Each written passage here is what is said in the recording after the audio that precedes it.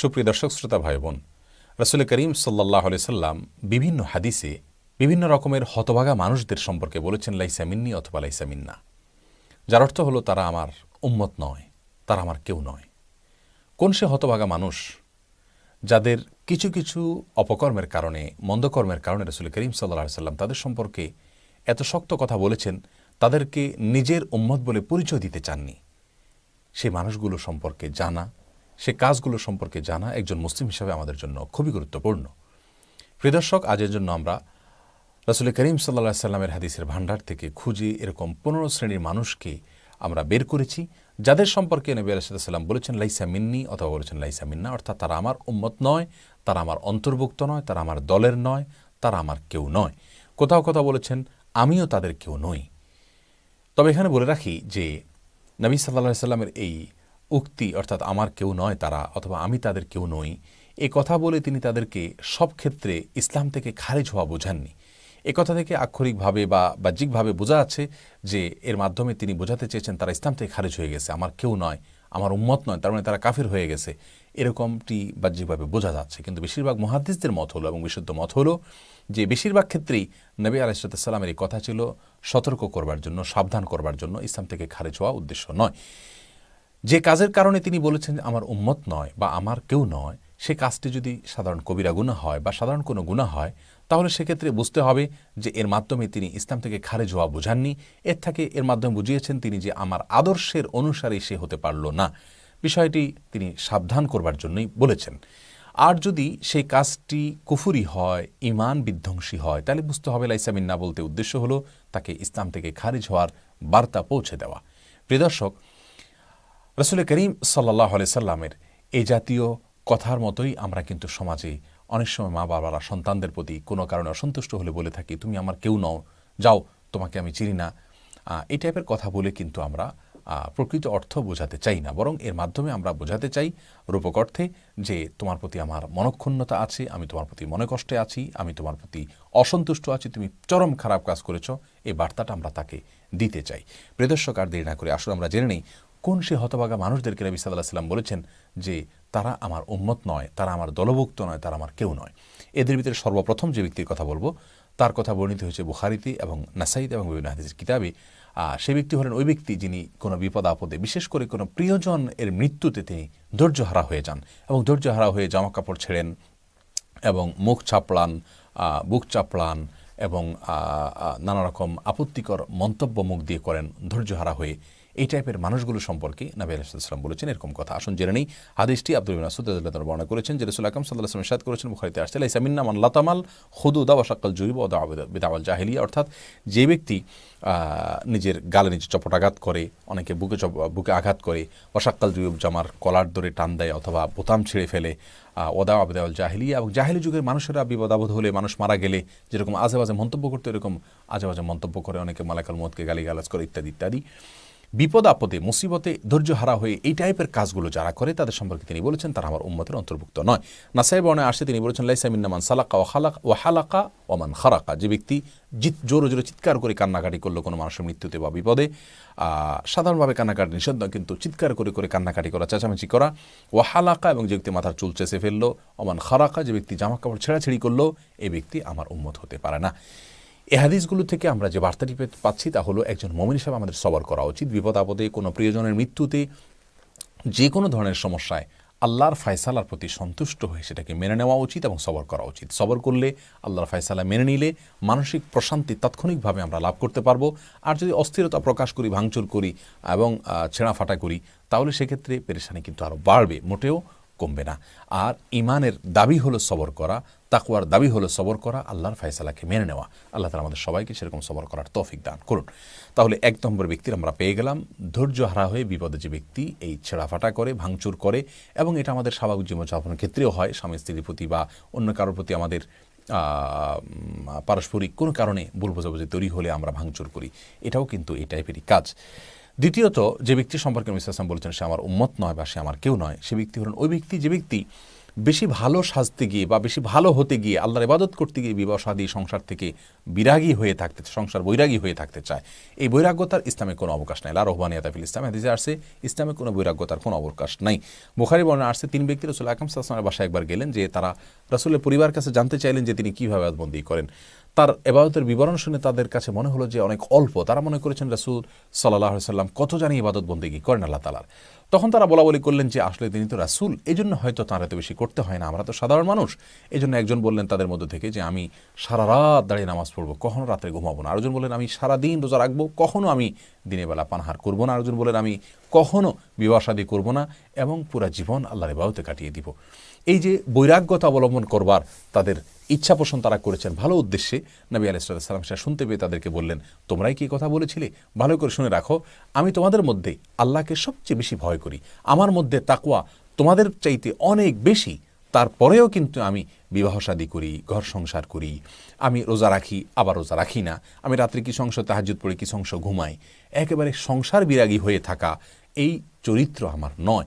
এটা আমার আদর্শ হলো যে দুনিয়ার ভেতরে থেকে আখিরাতকে করে চলে যাওয়া। অতএব আমার এই আদর্শ থেকে যে বিচ্যুত হবে, ফামান রাগিবা আন সুন্নতি ফালাইসা মিন্নি, যে আমার আদর্শ থেকে বিচ্যুত হবে সে আমার উম্মত হতে পারে না। অন্য হাদিসে আসছে তিনি বলেছেন, আন-নিকাহ মিন সুন্নতি ফামান লাম ইয়া'মাল বিসুন্নতি ফালাইসা মিন্নি, বিবাহ আমার সুন্নাহ, অতএব যে ব্যক্তি বিবাহ করবে না, সংসার ত্যাগী হয়ে থাকবে, সে আমার উম্মতের অন্তর্ভুক্ত নয়। প্রিয় দর্শক, আমাদের সমাজে অনেক তথাকথিত পীর ফকির আছে, অনেক বয়াতি আছে, বাউল আছে, এদেরকে দেখবেন এলোমেলো চুল, অপরিচ্ছন্ন, গোসল করছে না, তাদের বিয়ে শাদী তারা করেন না, সংসার করেন না, সাদা কাপড় চোপড় পরেন, সেলাইও করেন না, মানে এমনভাবে চলেন যে তারা এই পৃথিবীর কোনো কিছুর সাথে তাদের কোনো সম্পর্ক নাই। এরা সমাজের বোঝা, দেশের বোঝা। ইসলামের দৃষ্টিতে এরা অত্যন্ত গর্হিত কাজ করছে। নবী আলাইহিস সালামের ভাষায় তারা নবীর উম্মতি হতে পারবে না। অতএব এই সমস্ত চরিত্র থেকে আমাদেরকে বেঁচে থাকতে হবে। তৃতীয়ত যে ব্যক্তির কথা বলবো তিনি হলেন ওই ব্যক্তি যে ব্যক্তি কোনো জালেম শাসকের জুলুমকে সমর্থন করে, সাফাই গায়, দলবাজির কারণে, অন্ধত্বের কারণে, তার অন্ধ অনুকরণের কারণে তার মিথ্যাকে সত্য বলে প্রচার করে, তার মিথ্যাকে সত্যায়ন করে, এই টাইপের মানুষগুলো। এদের সম্পর্কে ইবনে হিব্বানে বর্ণিত হাদিসে আসছে, নবী আলাইহিস সাল্লাম বলেছেন, ইন্নাহু ইয়াকুনু বাদি উমারা, নিশ্চয় আমার পরে কিছু শাসক আসবে যারা মিথ্যা কথা বলবে, জুলুম করবে। ফামান দাখালা আলাইহিম ফাসাদ্দাকাহুম বিকিজবিহিম, এদের মধ্যে কিছু লোক আসবে যারা তাদের এই সমস্ত শাসকদের মোসাহিবি করবে, এদের তেলায়ন করবে, ওয়েলিং করবে, এদের সাফাই গেয়ে বেড়াবে এবং তাদের মিথ্যা কথাকে সত্যায়ন করবে, বিশ্বাস করানোর চেষ্টা করবে জনগণকে, সাধারণ মানুষকে এবং প্রজাদেরকে। আনাহুম আলা জুলমিহিম, এবং তাদের জুলুম, অবিচার, অত্যাচার এর ক্ষেত্রে তাদেরকে সহায়তা করবে। এরকম কিছু মানুষ থাকবে মোসাহিব কিসিমের। ফালাইসা মিন্নি ওয়ালাস্তু মিনহু ওয়ালাইসা বিওয়ারিদিন আলাইয়াল হাউজ, তো এই শ্রেণীর মানুষেরা আমার উম্মত নয়, আমি তাদের কেউ নই, তাদেরকে আমি পরিচয় দিচ্ছি না, তাদেরকে আমি চিনি না, এবং তারা কিয়ামতের ময়দানে আমার হাউজে কাউসারের পানি পান করতে আসতে পারবে না। আর এর বিপরীতে আমাল্লাম ইউসাদ্দিকুহুম বিকাজবিহিম, যারা এই সমস্ত শাসকদের এই জুলুমের এবং মিথ্যাচারের সত্যায়ন করবে না, বিশ্বাস করবে না, ওয়ালাম ইউআইনহুম আলা জুলমিহিম, এবং তাদের জুলুমে, এই শাসকদের জুলুমের কাজে তাদেরকে সহায়তা করবে না, ফাহুয়া মিন্নি ও আনা মিনহু, তাহলে এই ব্যক্তি আমার উম্মত, আমি তার নবী, সে আমার লোক। ওহুয়া ওয়ারিদুন আলাইয়াল হাউজ, কিয়ামতের ভয়াবহতম দিনে সে হাউজে কাউসারে পানি পান করতে আমার কাছে আসতে পারবে। তাহলে জালেম শাসকের মোসাহিবি করা এবং মিথ্যা কথাকে সত্যায়ন করা, তার জুলুমে সহায়তা করা, এই শ্রেণীর লোক যারা আছেন তাদেরকে রাসূল সাল্লাল্লাহু আলাইহি ওয়াসাল্লাম বলেছেন যে তারা আমার উম্মত নয়, আমার উম্মতের অন্তর্ভুক্ত নয়।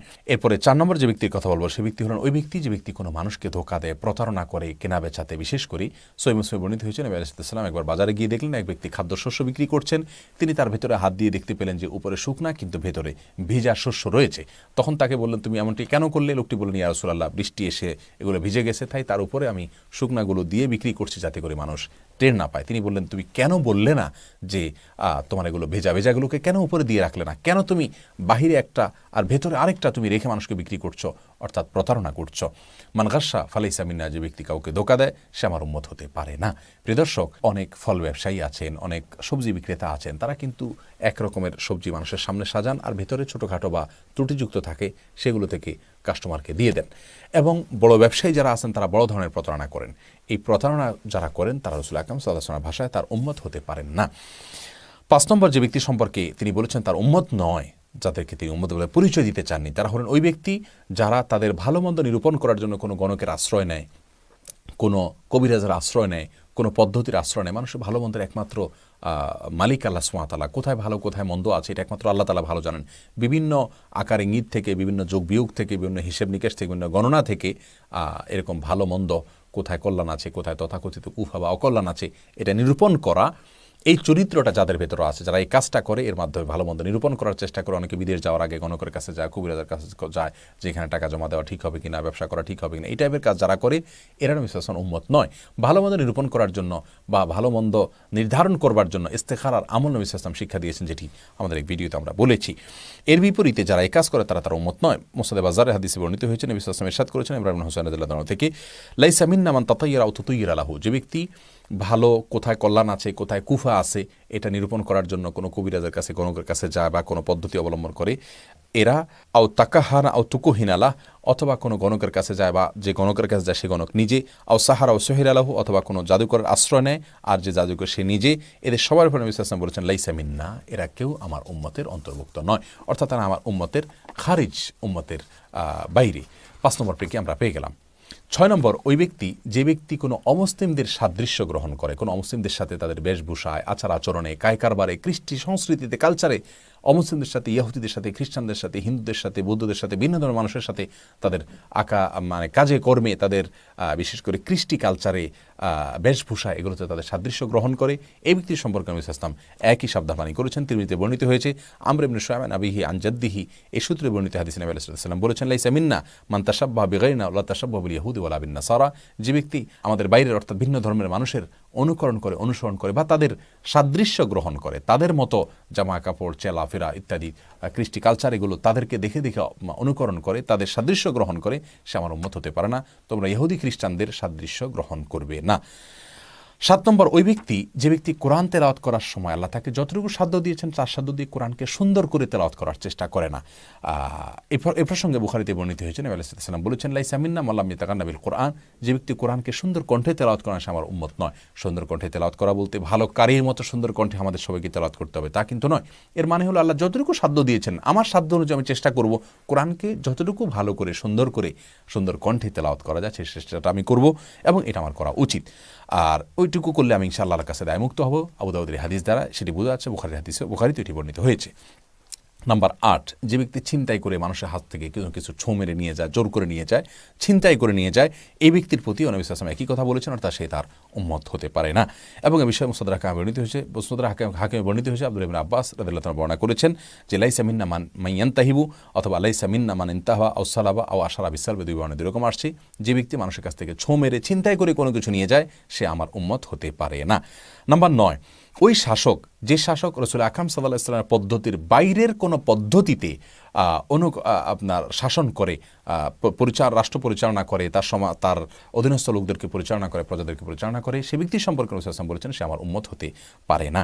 এই বিষয়ে আবু দাউদে বিশুদ্ধ সূত্রে বর্ণিত হাদিসে আসছে যে এক ব্যক্তি জিজ্ঞাসা করছেন, ইয়া রাসূলুল্লাহ, আপনার পরবর্তীতে শাসক যারা হবেন তারা কিভাবে রাষ্ট্র পরিচালনা করবেন, শাসন কাজ পরিচালনা করবেন? তিনি বলেছেন, আমি যেভাবে পরিচালনা করছি একইভাবে, অর্থাৎ ন্যায়নিষ্ঠার সঙ্গে, ইনসাফের সাথে, জুলুম টলুম না করে কারোর প্রতি, এবং আত্মীয়তার বন্ধন ইত্যাদি রক্ষা করে।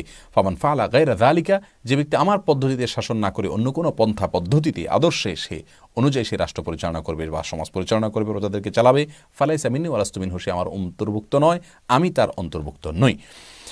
10 নম্বর, ওই ব্যক্তি, যে ব্যক্তি স্ত্রীর সাথে স্বামীর সম্পর্ক নষ্ট করার জন্য ভূমিকা রাখে, অথবা কৃতদাসের সাথে তার মালিকের সম্পর্ক নষ্ট করার জন্য ভূমিকা রাখে, এমন কথা বলে যে কথার ফলে স্ত্রী তার স্বামীর প্রতি ক্ষিপ্ত হয়ে ওঠে।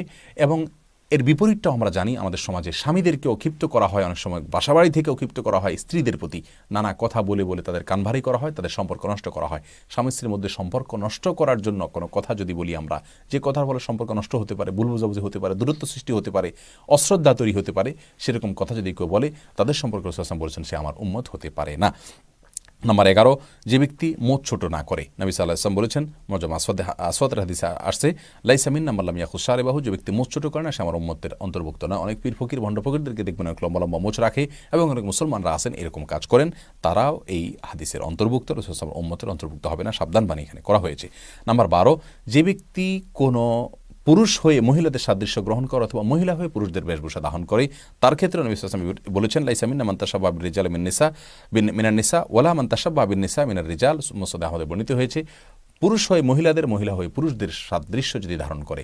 অনেক পুরুষ আছে হাতে চুড়ি পরেন, কানে দুল পরেন, নাকে নাকফুল লাগান, চুল মেয়েদের মতো খোপা করেন, বেনি করেন এবং পাঞ্জাবিতে ওড়না পরেন। মহিলাদের মধ্যে অনেকে আছে পুরুষদের মতো সাদৃশ্য গ্রহণ করেন, টাকনোর উপরে কাপড় পরেন, অনেক কাজ করেন।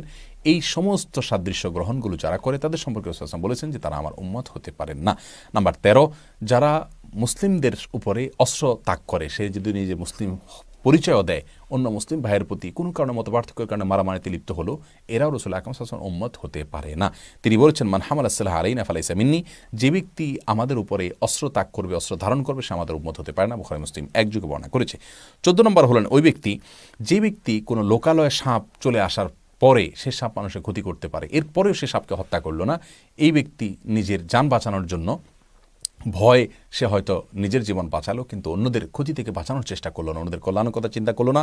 এই সম্পর্কে রাসূল সাল্লাল্লাহু আলাইহি ওয়াসাল্লাম বলেছেন, উকতুল হাইয়াত কুল্লাহুন্না, তিরমিজিতে বর্ণিত হয়েছে, আবু দাউদে বর্ণিত হয়েছে, যে তোমরা সব রকমের সাপকে হত্যা করো। এখানে উদ্দেশ্য বন জঙ্গলে গিয়ে সাপ হত্যা করা নয়। লোকালও সাপ চলে আসলে মানুষের ক্ষতি হতে পারে, এগুলোকে হত্যা করতে বলা হয়েছে। ঘরের বাড়িতে যদি হয় 3 বার তাকে জিন কিনা এটা নিশ্চিত হওয়ার জন্য বলা, যে জিন হলে চলে যাও, যদি না যায় তারপরে তাকে হত্যা করবে। ফামান খাফাসা আরাহুন্না ফালাইসা মিন্নি, যে ব্যক্তি এই সাপের ভয়ে ভীত সন্ত্রস্ত হয়ে হত্যা করলো না এবং অন্যদের ক্ষতির পথ সুগম করে রাখলো, সে আমার উম্মত হতে পারে না। 14 নম্বর। 15 নম্বর হলো ওই ব্যক্তি, যে ব্যক্তি মুসলমানদের জামাত থেকে খারিজ হয়ে যায়, মুসলিম শাসক যারা কোরআন সুন্নাহ অনুযায়ী মানুষকে পরিচালিত করে তাদের অনুসরণ অনুকরণ থেকে বের হয়ে যায়, সে ব্যক্তি সম্পর্কে বলেছেন তিনি যে তারা আমার উম্মত হতে পারে না। যে ব্যক্তি এমন কোনো ব্যক্তির অধীনে যুদ্ধ করে, যে ব্যক্তিকে সে চিনে না, জানে না ভালো করে, এরকম ব্যক্তির পিছনে যায় যুদ্ধ করতে চায়, অথবা যে ব্যক্তি ভাষা বা কোনো অঞ্চলভিত্তিক সাম্প্রদায়িকতা বা যে কোনো ধরনের সাম্প্রদায়িকতার কারণে আল্লাহ ছাড়া অন্য কোনো উদ্দেশ্যে যুদ্ধ করে, এদের সম্পর্কে রাসূল আকরাম সাল্লাল্লাহু আলাইহি ওয়াসাল্লাম বলেছেন যে লাইসা মিন্না, এবং এর বিষয়ে সহিহ মুসলিম হাদিসে বর্ণিত হয়েছে। প্রিয় দর্শক, তাহলে আমরা 15 প্রকার মানুষ পেয়ে গেলাম যাদের সম্পর্কে রাসূল আকরাম সাল্লাল্লাহু আলাইহি ওয়াসাল্লাম বলেছেন যে এরা আমার উম্মতের অন্তর্ভুক্ত নয়, এবং এদের সম্পর্কে তিনি সাবধান করে বলেছেন যে এদেরকে এরা আমার কেউ নয়, আমি তাদের কেউ নই। তাদের মধ্যে আমরা আবার এক নজরে জেনে নিচ্ছি। 1 নম্বর হলেন ওই ব্যক্তি, যে ব্যক্তি ধৈর্যহারা হয়ে ছেঁড়াফাটা করে, ভাঙচুর করে, এই টাইপের মানুষ। দ্বিতীয়ত হলেন যারা বিয়ে শাদী করে না এই কারণে যে আল্লাহর ইবাদতবন্দি করবেন মুক্ত হয়ে ভালো মানুষ সাজার চেষ্টা করেন, সংসার বিরাগী থাকেন যারা, তারা। তৃতীয় হলেন ওই ব্যক্তি যারা শাসকদের মিথ্যাচারের সমর্থন করেন, জুলুমের সমর্থন করেন এবং মুসাহিবি করেন, তাদের অন্যায়ের কাজের সমর্থন করেন। চতুর্থ হলেন ওই ব্যক্তি, যে ব্যক্তি কোনো মানুষকে প্রতারণা করেন, বিশেষ করে কেনা বেচাতে। পঞ্চম হলেন ওই ব্যক্তি, যে ব্যক্তি কোনো গণকের কাছে যায়, কোনো জাদুকরের কাছে যায়, কোনো এগুলোকে বিশ্বাস করে। এবং ষষ্ঠ হলেন ওই ব্যক্তি, যে ব্যক্তি কোনো অমুসলিমদের সাদৃশ্য গ্রহণ করে কৃষ্টি, কালচার, চলাফেরা ইত্যাদিতে। সপ্তম, তিনি যদি কোরআন তেলাওয়াত করার সময় সুন্দর কণ্ঠে তেলাওয়াতের চেষ্টা করেন না। এবং অষ্টম হলেন ওই ব্যক্তি, যে ব্যক্তি কারোর কাছ থেকে কোনো কিছু ছিনতাই করে নিয়ে যায়। এবং 9 নম্বর হলেন ওই ব্যক্তি, যে ব্যক্তি শাসন করেন কিন্তু রাসূল আকরাম সাল্লাল্লাহু আলাইহি ওয়াসাল্লামের পদ্ধতির বাইরে অন্য কোনো পদ্ধতিতে। 10 নম্বর হলেন ওই ব্যক্তি, যে ব্যক্তি স্বামী স্ত্রীর মধ্যে ভুল বুঝাবুঝির কারণ হয়ে দাঁড়ায়। 11 নম্বর হলেন ওই ব্যক্তি, যে ব্যক্তি মোস্ট কাটে না, ছোট করে না, লম্বা করে। এবং 12 নম্বর হলেন ওই ব্যক্তি, যে ব্যক্তি পুরুষ হয়ে মহিলাদের, মহিলা হয়ে পুরুষদের সাথে সাদৃশ্য গ্রহণ করে। এবং 13 নম্বর হলেন ওই ব্যক্তি, যে ব্যক্তি মুসলমানদের উপরে অস্ত্র ধারণ করে। আর 14 নম্বর হলেন ওই ব্যক্তি, যে ব্যক্তি কোনো লোকালয়ে সাপ প্রবেশ করার পর নিজে যান বাঁচানোর জন্য, অন্যদেরকে রক্ষা করবার স্বার্থে সাপকে হত্যা করার জন্য অগ্রসর হয় না, বরং মানুষকে বিপদের মুখে ঠেলে দেয়। 15 নম্বর হলো যে ব্যক্তি মুসলিম শাসকের আনুগত্য থেকে বের হয়ে যায়, খারিজি হয়ে যায় এবং যেখানে সেখানে যুদ্ধের জন্য নিজেকে প্রস্তুত করে ফেলে, জানে না, বোঝে না, জানা বোঝার আগেই, এবং সাম্প্রদায়িকার ভিত্তিতে যে ব্যক্তি যুদ্ধ করে, এরা সবাই রাসূল আকরাম সাল্লাল্লাহু আলাইহি ওয়াসাল্লামের ভাষা, রাসূল সাল্লাল্লাহু আলাইহি ওয়াসাল্লামের উম্মত নয়। আল্লাহ তাআলা আমাদের সকলকে রাসূল আকরাম সাল্লাল্লাহু আলাইহি ওয়াসাল্লামের সুন্নাহকে ফলো করার তৌফিক দান করুন। তার এই সাবধান বাণী এটাকে মাথায় নিয়ে এই কাজগুলো থেকে আমাদেরকে আল্লাহ তাআলা বেঁচে থাকার তৌফিক দান করুন, যেন আমরা রাসূল আকরাম সাল্লাল্লাহু আলাইহি ওয়াসাল্লামের উম্মতের পরিচয় এটা থেকে আমরা যেন বঞ্চিত না হই। আল্লাহ তাআলা আমাদের সবাইকে তৌফিক দান করুন।